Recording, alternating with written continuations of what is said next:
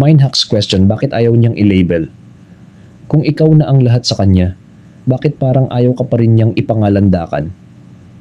Una, para saan ba ang label? Kung mahal ka niya, bakit ayaw ka pa rin i-label? Nagtanong ka na, hindi lang minsan. Anong tayo? Pero ang sagot niya, puro iwas.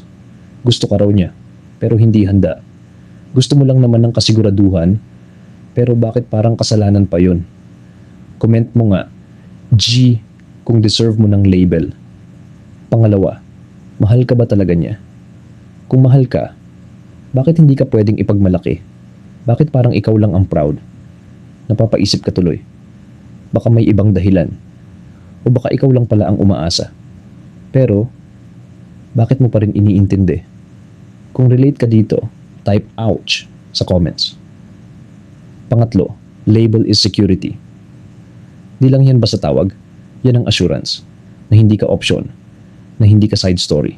Kapag walang label, may tanong lagi, totoo ba to? O ako lang nag-iisa? Sino na ang napagod kakaisip? Type, ako yun.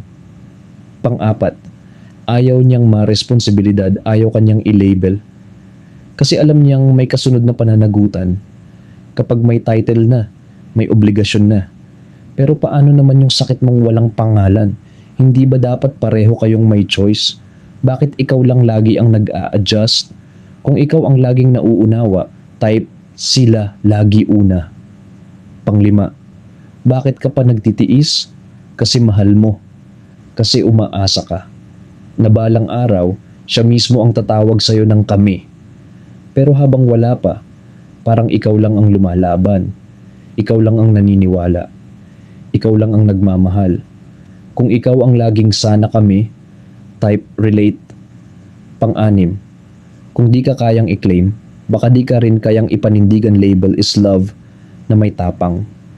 Label is saying akin ka with pride. Kung hanggang ngayon hindi niya masabi, baka hindi lang siya takot, baka hindi ka rin niya kayang ipaglaban. At ang pag-ibig na hindi ipinaglalaban, deserve mo ba talaga? Kung gusto mong marinig na kami, type deserve ko. Tapos na ang mind hacks question.